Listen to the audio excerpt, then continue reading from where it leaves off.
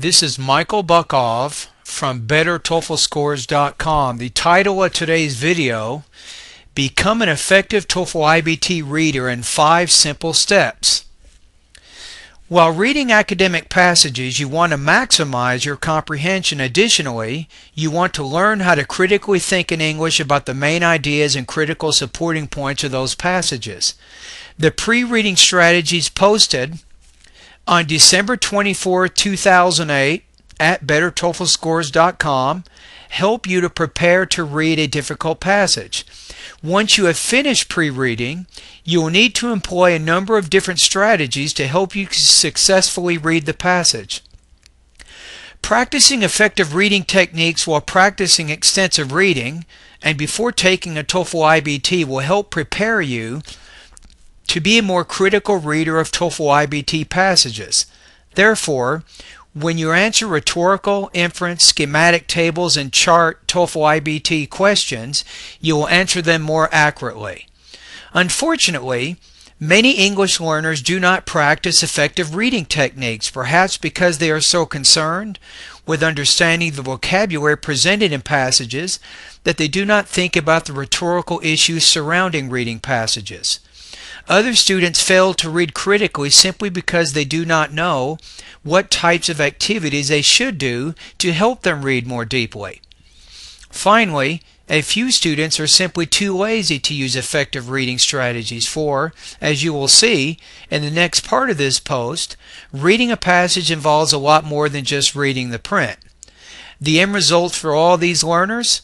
They read and reread passages with minimal comprehension.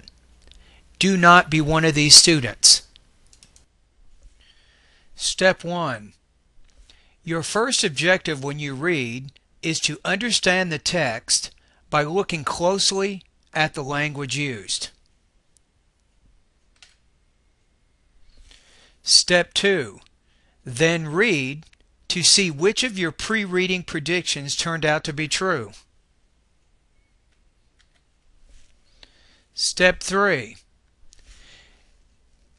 Working with another English learner, do some think aloud activities as you read the text.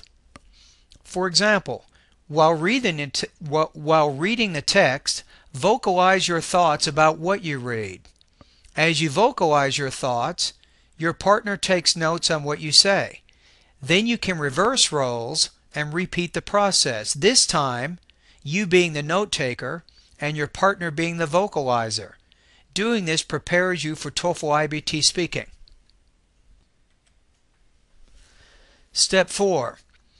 After completing steps 1 through 3, reread the text and, during this rereading, label what the author says in the left-hand margin of your text. Here are some questions you can consider.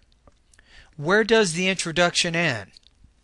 What is the issue or problem about which the author is writing? List some specific examples that help you identify the author's central argument. Where is the conclusion? Finally, step 5. After completing steps 1 through 4, in the right-hand margin of the text, write your reactions to what the author is arguing, explaining, comparing, categorizing, and so on. As you can see, reading a passage involves extensive note-taking.